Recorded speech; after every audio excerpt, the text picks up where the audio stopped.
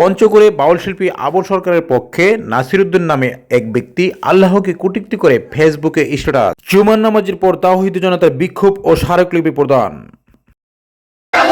নাসিরের কালো হাত ভেঙে দাও, ধুয়ে দাও। নাস্তিকের কালো হাত ভেঙে দাও, ধুয়ে দাও। বাউল শিল্পী সমর্থিত নাসির পঞ্চগড় দেবীগঞ্জ উপজেলার ৮ নং দ্বন্দ্বপাল ইউনিয়নের সুবারিতলা গ্রামের বাসিন্দা। শুক্রবার জুমার নামাজের পর তাওহীদি বিক্ষুব্ধ জনতা তার বিরুদ্ধে মিছিল বের করে এবং প্রতিবাদ জানায়। এতে বক্তব্য রাখেন স্থানীয় মসজিদের ইমাম সাহেবগণ। আপনারা সবাই ঐক্যবদ্ধ হয়ে এই নাসিরকে এই জায়গায় তাকে আইনের হাতে তুলে দিতে হবে। আর আপনারা যদি আইনের হাতে তুলে না দেন, আমি 24 ঘন্টায় বলে দিলাম, এই 24 ঘন্টার মধ্যে যদি কোনো প্রশাসন কোনো এলাকার কোনো মুসলমান যদি গ্রেফতার না করে বা প্রশাসন হাতে তুলে না দেয়, তাহলে 24 ঘন্টার পরে দেখবেন, এরপরে এটা তো সামান্য অবস্থা দেখছেন, 24 ঘন্টা পরে কি অবস্থা হবে সেটা আপনারা কল্পনা করতে পারবেন।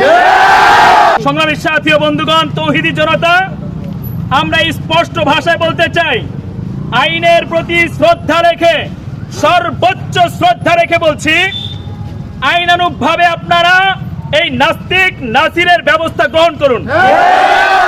সময় আলটিমেটাম 24 ঘন্টা।